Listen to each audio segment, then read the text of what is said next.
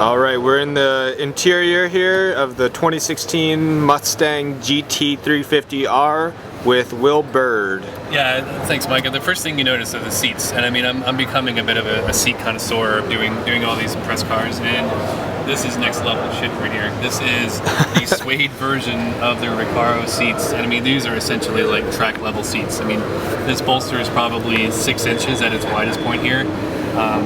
Down here, it's got just the right amount of padding and support. I mean, I like the leather Recaros and the regular GT, and this is fantastic. What can you see from your vantage point here?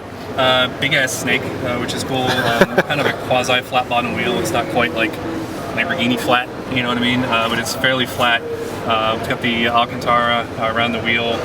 It's got the red little leather stitching here, so you can keep it on center.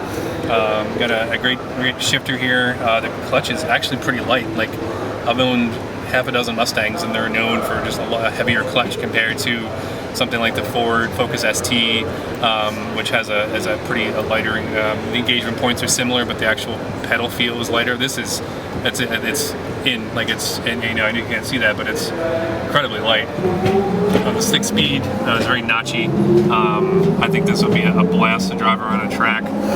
Oil pressure, temperature built in right here. Chassis PP016. That's pretty badass. You know, you got a pretty cool car when you have a little number plate up there. I mean, the rest is basic Mustang. I mean, it's got the similar buttons on the here that the regular GT does. Cruise control, Bluetooth, phone.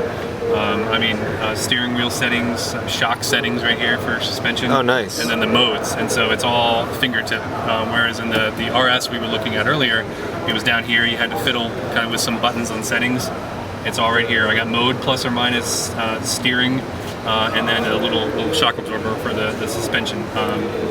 What about these switches here? I saw there's right some, here, hazards, which are now on, traction on.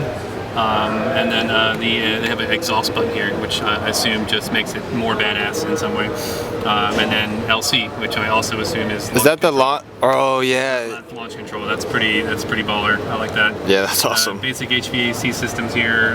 The touchscreen. I mean, this is a real car. This is like a, dare I say, daily driver type of a car. I'm not sure whether the suspension in the seats might get a little old, but I mean, for a 500 plus horsepower car, I mean, this is pretty spectacular.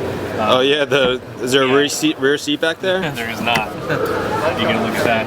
It is just is a plastic cover where the rear seat used to be, and a little note to make sure you don't put children in it. And it's literally just screwed down on where the rear seat used to be. So that's pretty cool. So I think that's about it. We are big fans of this car. We definitely are going to keep in contact with Ford about getting up close and personal with one of these, even if it's a regular GT350. Pretty spectacular car on the inside as well.